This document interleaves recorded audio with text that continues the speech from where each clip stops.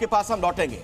दरअसल इस पूरी घटना ने कई गंभीर सवाल खड़े किए हैं। एक डॉक्टर का काम क्या होता है? अपने पेशेंट का इलाज करना, उनकी बीमारी को दूर करना। लेकिन पिछले दिनों देश में जितने भी आतंकी डॉक्टर्स पकड़े गए हैं, जानते हैं उनका काम क्या था? आतंकी हमले की प्लानिंग के साथ साथ अपने मरीजों को आतंकवादी बनाना। तो फरीदाबाद की जिस यूनिवर्सिटी के डॉक्टर धमाके में शामिल हैं, वो अपने मरीजों में आतंकवाद का वायरस भी ढूंढते थे।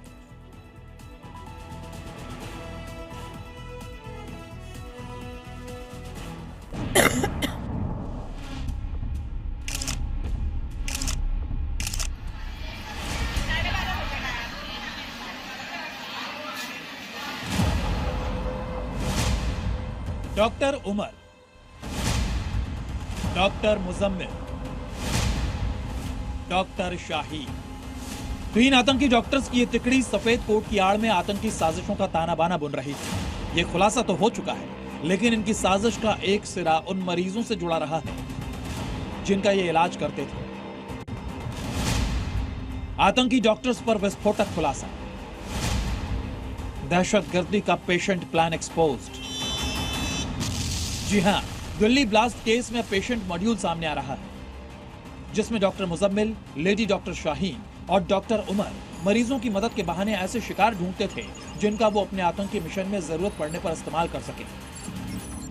दिल्ली ब्लास्ट मामले में डॉक्टर और मौलवी मॉड्यूल के बाद अब पेशेंट मॉड्यूल का भी नाम सामने आ रहा है। इसमें डॉक्टर उमर, डॉक्टर मुजम्मिल और डॉक्टर आयशा ऐसे मरीजों की तलाश करते थे जो आर्थिक रूप से पूरी तरीके से कमजोर होते थे, जिसके बाद ये लोग उनका इलाज करने के लिए उनके घरों तक पहुंचते थे और उनकी पूरी आर्थिक कुंडली खंगाल लेते थे, जिसके बाद उन्हें पैसे देकर अपने एहसान के तले दबा दिया जाता था।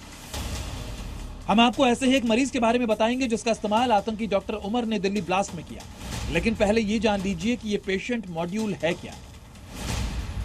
इस मॉड्यूल के तहत सबसे पहले आर्थिक रूप से कमजोर मरीज का चुनाव होता है। इलाज के बहाने आतंकी डॉक्टर मरीज से घुल मिल जाते हैं, मरीज की देखभाल के बहाने उसके घर तक पहुंच बनाते हैं, मरीज की आर्थिक स्थिति को जांचते और परखते हैं, मरीज के परिजनों को आर्थिक मदद पहुंचाते हैं, मदद के बदले मरीज के परिवार का इस्तेमाल करते हैं और मरीजों के परिजनों को रेडिकलाइज कर आतंकी तक बनाते हैं। यह है आतंक के व्हाइट कॉलर नेटवर्क को लेकर हुआ सबसे सनसनीखेज खुलासा, आतंक के बदलते पैटर्न का सबसे हैरतअंगेज सच। यानी आतंकी मिशन में ऐसे लोगों का इस्तेमाल जिनका कोई आतंकी कनेक्शन नहीं, कोई आपराधिक ट्रैक रिकॉर्ड नहीं, जिन पर किसी को रत्ती भर भी शक ना हो। जो नई स्ट्रेटजी अभी आईएसए ने अख्तियार की है वो ये है कि आप जो है लार्ज स्केल रिक्रूटमेंट मत कीजिए और उन लोगों को जो एजुकेटेड हैं, पढ़े लिखे हैं, उनको आप रिक्रूट कीजिए।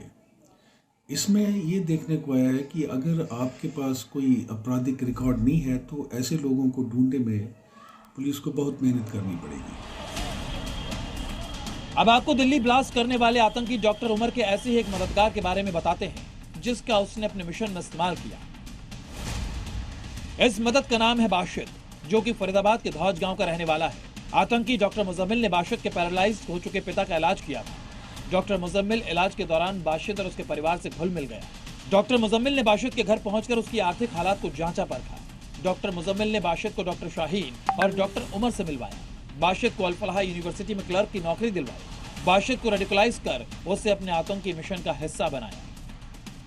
दिल्ली ब्लास्ट के बाद जांच के दौरान फरीदाबाद के खंदावली गांव से मिली ये लाल कार आपको याद होगी। ये डॉक्टर उमर की वही कार है जिससे विस्फोटक और दूसरे आतंकी सामान एक जगह से दूसरी जगह आते जाते थे। डॉक्टर उमर के लिए ये काम बाशिद ही करता था। कई बार तो उमर खुद बाशिद के साथ गया, लेकिन ज्यादातर बाशिद कार से सामान अकेले ही लेकर जाता था। एफएसएल जांच में इस लाल कार में विस्फोटक ढोए जाने के सबूत भी मिले हैं।